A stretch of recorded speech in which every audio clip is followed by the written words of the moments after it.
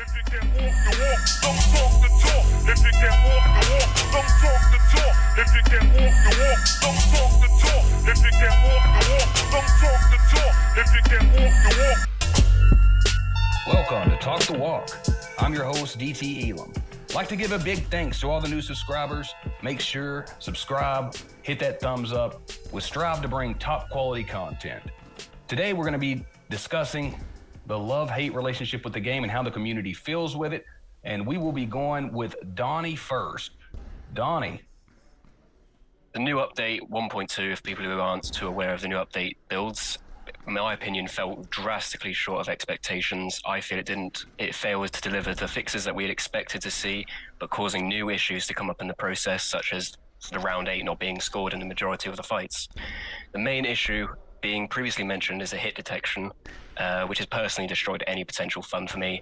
I'm sure that most of you can agree with this. You can't fathom playing a boxing game that physically does not allow you to land perfectly timed shots. In my personal opinion, SCI are in a life or death situation with this game. It has been over 2 years now, and we haven't seen many drastic improvements from early access.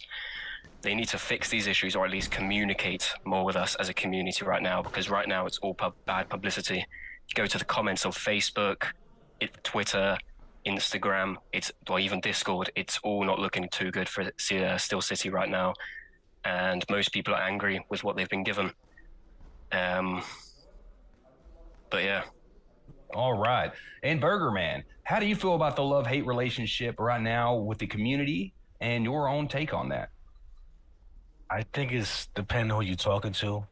I mean, everybody has a different taste to everything.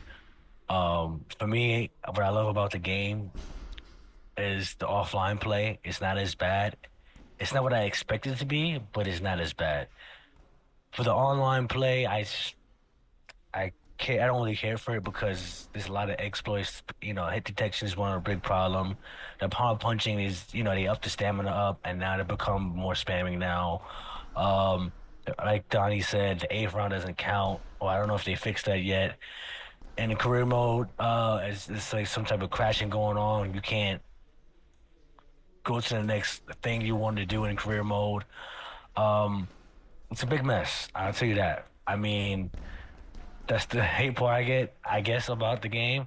But I do enjoy it. I just hope they can come back to be more of a simulation, because right now I feel like it's more arcade.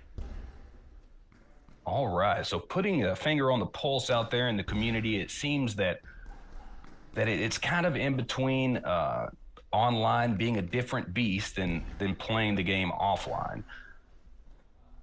So we're going to go ahead and take it to our next subject here with the online cab play, the creative boxer feature inside the game.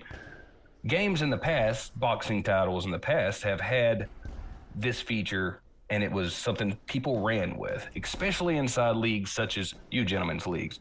So we're going to go with you, Burger, on the online cab play. I think online cab play is necessary because I remember prior to Undisputed, Fight Night was big on that, and you was able to put your likenesses in the game and actually perform. Like, who doesn't want to do that? Like some 2K stuff. It's a feature that everybody really would wish they had. It will make the game more lucrative. Like, even if they can't license a certain fighter, you can try to customize them and try to mimic them to the T, so where you could put them on cab play online. That's something that's needed. All right. I completely agree. Donnie, what is your take on this at hand? I think that Creator Boxer has been quite neglected by Steel City since they released it. I think it was 0.7 they introduced it to the game. They previously stated that they were open to bringing it to online, but since then it's been quiet. I'm sure they've got other things to fix, but in that process. But in my opinion, Creator Fighter is extremely limited with the things they allow you to do. I'll give you an example. Tommy Hearns, who wouldn't want to make him? But right now you physically cannot make and create his likeness. For example, he's 6'1" with a 78-inch reach. The stats just do not allow you to make someone with that kind of stature. Same with Hagler, 5'9", 75-inch reach. They do not allow you to make a fighter with those type of traits, and it's really disappointing. But though it does make me think that they are its potential future addition to online. They have made the limitation of stats, so you cannot make the 95 rated, 96 rated, and that does make me think that they'll be introducing it to online at some point. All right. So all in agreement here that the online cab play is very important to the boxing communities, gaming communities, and in the future, we're really banking on Steel City coming through to allow us to play with their created boxers online. All right, and on this last subject, we're going to put the controllers down for a minute and talk about the real ring. We're going to go with the Usyk versus Fury 2 rematch happening this weekend, and we have a very special guest to give us a breakdown on that. It's my pleasure to introduce two-time world champion Showtime Shawn Porter. Yo, what's happening, everybody? Welcome to Talk the Walk. Y'all ain't got no music for me? What the hell? All right, so here we go. Let's get right into it. We got Usyk. Here, let's start it over. We got Alexander Usyk taking on Tyson Fury. This is the second fight. We all know how that first one went down. I'm super excited about this fight. I feel like the first fight was the fight of the year. I feel like the first fight had everything, every component that's required to make a fight the fight of the year. It had the drama, it had the action, it had the unpredictability, it was back and forth, it was I don't know who won that round, it was oh shit, Alexander Usyk definitely won that round. I can't believe the fight didn't get stopped. I mean, you name it, it had it, and here we are approaching the second fight in the same year. And I think that speaks a lot itself. You know, we're getting some fighters fighting only once a year, and a fight of that magnitude for a repeat to happen in the same year to me is phenomenal. All that being said, I will go ahead and plug my stuff first. The Porter podcast. I did a very unique breakdown of this fight. I feel pretty proud to say that I believe this is the first of its kind. A breakdown about the fight, using all highlights from the very first fight. That should be dropping tomorrow on the Porter podcast YouTube channel, and on Radiant Technologies as well. They have an app. You can download the Radiant app and find the Porter podcast on there. All that being said, though, man, let's jump right into it. And again, I got Burger on here, I got Harvey on here, I got Elam on here, and of course my man DDA. So I'll spit some questions at you guys. And before we get to the predictions of who's gonna actually win this fight, let me go back a little bit for each of you guys. And Burger, I'll start with you. Who do you feel was winning that first fight? Who do you feel won that first fight? And how did you feel about it? I felt it was the fight of the year. The first fight, I thought Usyk was winning the fight. I felt like Fury would play a lazy game. I felt like he was trying to entertain the people more than actually, fight. But once I felt like he was down on coach, then he started to pick up the momentum a little bit. But during that time was too little too late. So Usyk got the job done. Usyk was, he was on fire. I thought he knocked him out when you thought the knockout was coming. I mean, when he stunned him, I think he was like one more punch away to knock him out. When the ref jumped in, Elam, did you think that the ref was stopping the fight, or did you think that that 8 count that the ref gave was deserved? I thought the fight was stopped. Me too. Yeah, a lot of times when the ref jump in there and people don't really fully understand rules, the technique even of referees. A lot of people I know was jumping on their way to jumping up and down before they realized that the ref was giving the 8 count. Harvey, did you think the 8 count was deserved? I think it was. I think the ropes kept him up. But again, I thought the ref was jumping in to stop it. And this came off right at the end of when Fury was doing his best work from rounds 4 to 7. He was looking great. He was looking dominant. Yeah. He was working his body shots beautifully. Yeah. And then 8th round, Usyk just came in, took all of that away, and just took it to him. And we've never seen Fury like that. Name me one time we've seen Fury wobbled. We've seen him dropped. We've seen him hurt, but he's always gotten right back up, bouncy on his feet. we've never seen him wobble to that kind of degree ever. Yeah, no, I think that when we see him wobbling around the way that we did, that is definitely a testament to not only his heart and his will, but also to his conditioning. It takes a lot to stand up against things like that. You're when you are still cognizant in a moment like that, it's because you're still brain being pumped through your muscles and also to your brain. So I think that if anything, we know that Tyson Fury was more than in shape for that first fight, which means he will definitely be in tip-top shape for this fight. Any discrepancies with the referee jumping in there, though? I know that there were people that felt like it shouldn't have been an 8 count. The fight should have been stopped. I looked at the replay just yesterday. There were definitely 3 moments when the ref could have jumped in and initiated an 8 count before he finally did. I did not see the hand touch the bottom rope the way the ref explained to me that he did, which is when he actually jumped and jumped in the middle of the guys and separated them for the 8 count. But moving forward, Burger, do you think that this something that I've heard in the past is that Tyson Fury has always had the safety of the refs on his side?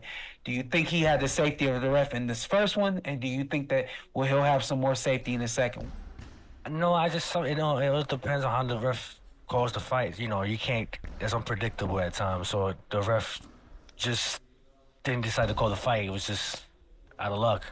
Yeah. Hey Harvey, I'm go ahead.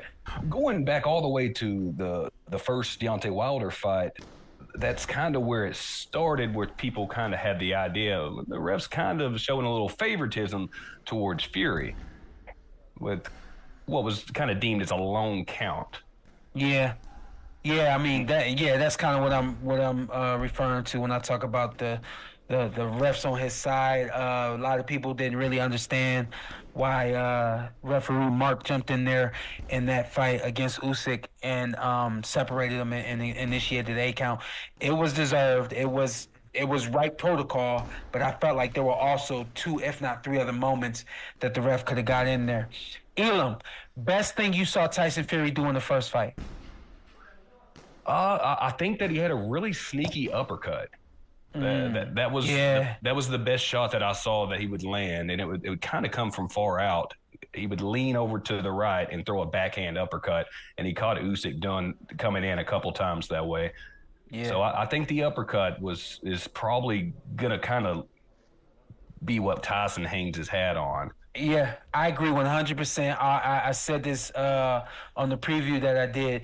The uppercut is usually one of the most susceptible punches against a shorter opponent because that opponent has to get down on their way in. It's almost like they kind of walk into that uppercut if thrown correctly and if thrown with fantastic timing.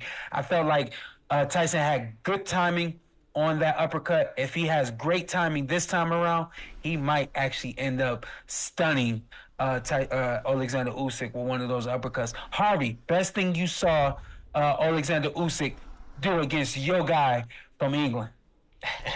I thought his footwork was absolutely exceptional. The way he was able to because Fury is huge. He has that long reach, and the way Usyk was able to stand out of his own range and just get in there, the body shots working every single time, and you can just get out of range, right back into range, out of range, right back into range, and just landing him without even Fury realizing it.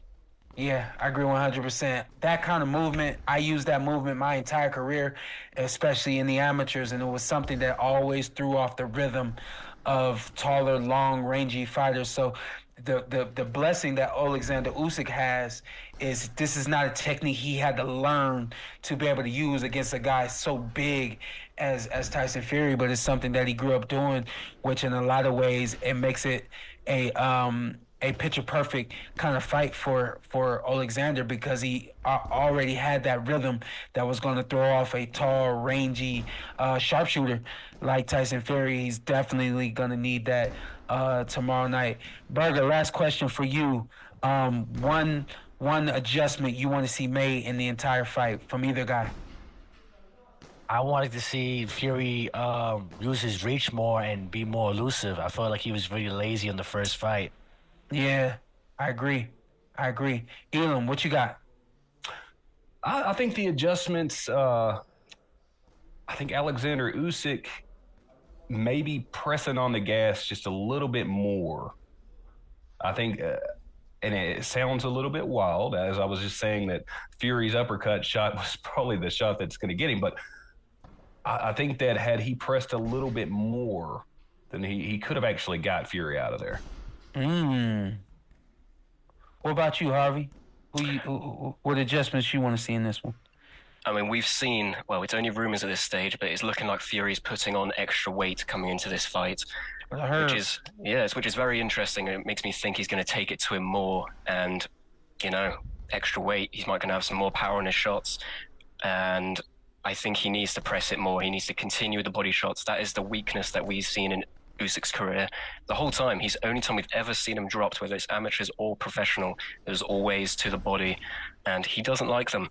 Fury was landing those body shots, and Usyk was not liking them. He was constantly complaining, whether they were low or not. He was still complaining, and they hurt bad. Yeah, I know. I've heard that from numerous people that Usyk does not like the body attack. Now, Showtime, I'm going to ask you this here, and maybe I'm wrong on the information I got. Did you once share the ring with Alexander Usyk in the amateurs? I did. And actually, I think it was I think we were in Harvey, Illinois when I fought him. That was back in 2007, I believe, before I turned professional. The U.S. invited the Ukraine over for a duel, and believe it or not, 11 guys on the team, only 2 Americans won that entire night. Myself and Keith Thurman were in the back room, in the locker room, and everybody was going out and coming back into the locker room saying they lost. And if they didn't come back into the locker room, one of the coaches came back in and said they lost. And I mean, the weight classes started at 106, lose, 112, lose, 119, lose, 125, lose. And me and Keith in the back room by ourselves, warming up and all that kind of stuff, we looked at each other, we like, man, we got to represent. We ain't about to lose. Everybody else can lose, but we ain't about to lose, right? He goes out there. I didn't see the fight, but he ended up beating the Ukrainian that he fought against.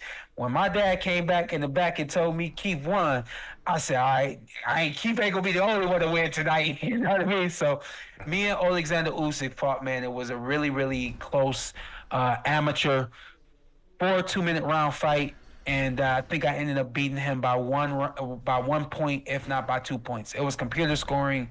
I'm looking for the footage, man. I'm hoping to come across that footage in the next year. We'll see what happens. Can I ask what weight that was at?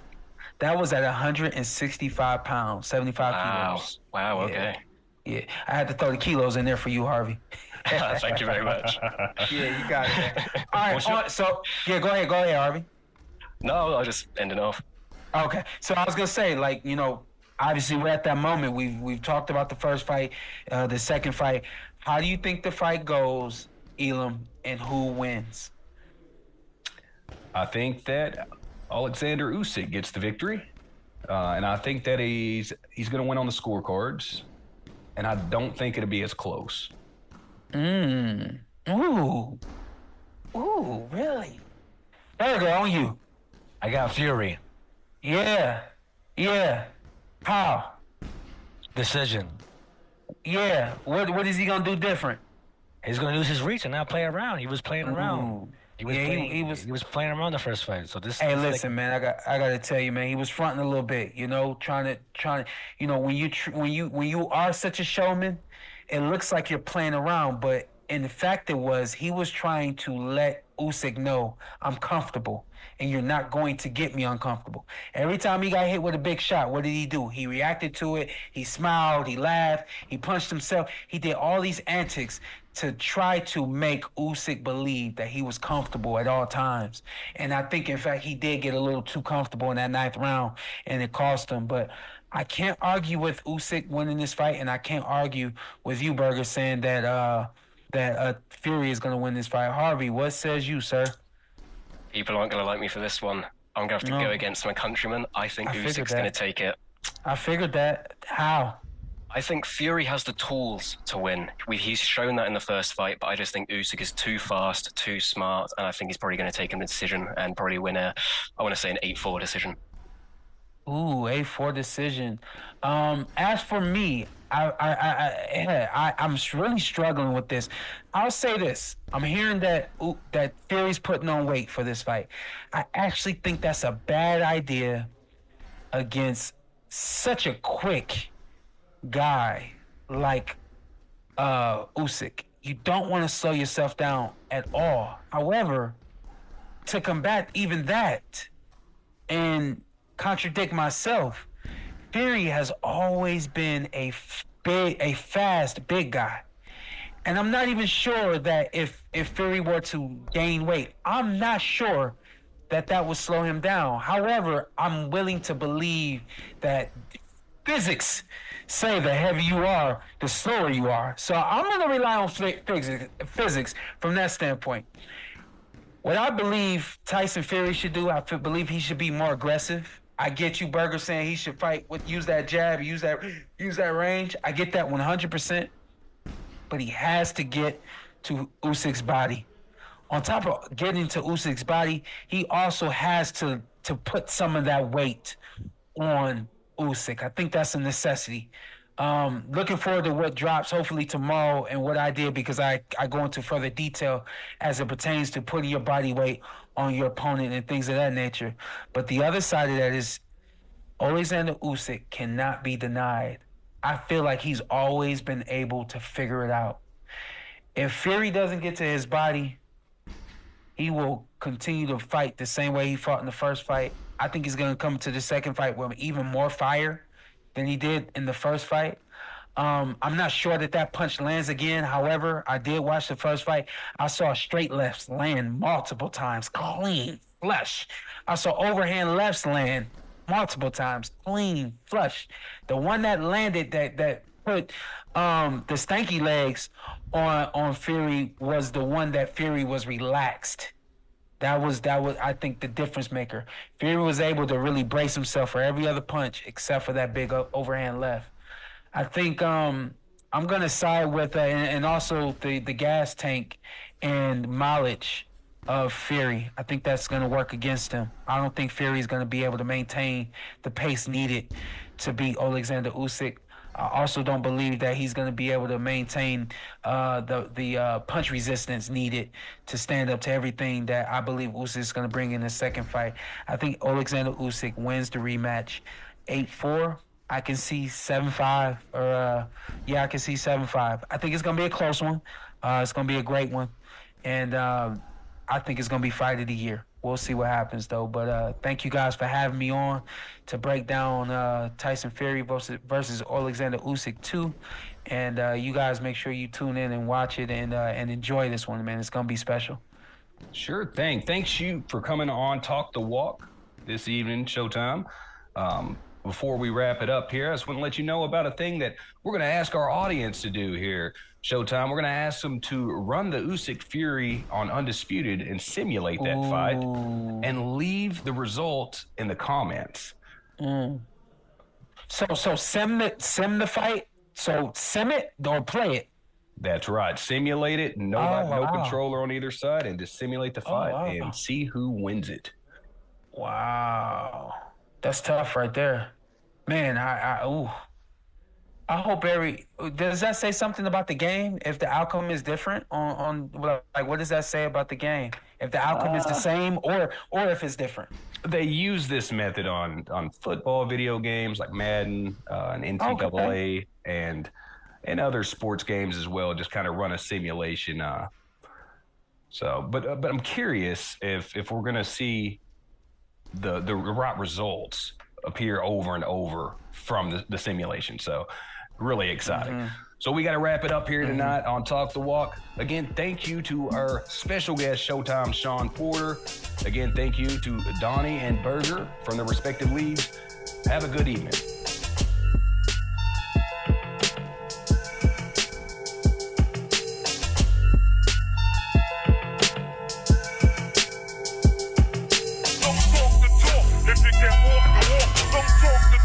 If you can walk the walk, don't talk the talk.